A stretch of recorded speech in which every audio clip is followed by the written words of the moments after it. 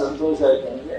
ನಮ್ಮ ಕಾರ್ಮಿಕ ಇಲಾಖೆಯ ಜಿಲ್ಲಾ ಮತ್ತು ತಾಲೂಕು ಅಧಿಕಾರಿಗಳು, ನಮ್ಮ ಸಿಇಒ, ಡಿಸಿ ಅವರು ಈ ಒಂದು ಕಾರ್ಯಕ್ರಮ ಅಸಂಘಟಿತ ಕಾರ್ಮಿಕರ ಬಡವರ ಕಾರ್ಯಕ್ರಮನ ಇಟ್ಟನ್ನು ಮುತುವರ್ಜಿವಹಿಸಿ ಇವರೆಲ್ಲರಿಗೂ ತಿಳುವಳಿಕೆಯನ್ನ ಕೊಟ್ಟರೆ ಅರಿವು ಮೂಡಿಸಿದರೆ ಇವರೆಲ್ಲರೂ ಇದರ ಉಪಯೋಗವನ್ನ ಪಡ್ಕೊತಾರೆ ಅನ್ನೋ ಒಂದು ಕಾರಣಕ್ಕೆ ಇಷ್ಟು ಎಚ್ಚರಿಕೆಯನ್ನು ವಹಿಸಿ ಒಳ್ಳೆ ಕಾರ್ಯಕ್ರಮವನ್ನು ಆಯೋಜಿಸಿ 26ರಿಂದ ಶುರುವಾಗಿ 101 ವರ್ಗದ ಜನರಿಗೆ ಈ ಕಾರ್ಯಕ್ರಮವನ್ನ ವಿಸ್ತರಣೆ ಮಾಡತಕ್ಕಂಥ ಕೆಲಸವನ್ನ 2.5 ವರ್ಷದಲ್ಲಿ ನಿರಂತರವಾಗಿ ಇಲಾಖೆಯನ್ನ ಮುಖ್ಯಮಂತ್ರಿಗಳ ಜೊತೆ ಮಾತನಾಡಿ ಅನೇಕ ಕಾರ್ಯಕ್ರಮವನ್ನ ರೂಪಿಸ್ತಕ್ಕಂಥದ್ರಲ್ಲಿ ಬಹಳ ಯಶಸ್ವಿಯಾಗಿ ನಮ್ಮ ಸಂತೋಷ್ ಲಾಡ್ ಅವರು ಕೆಲಸ ಮಾಡಿದ್ದಾರೆ.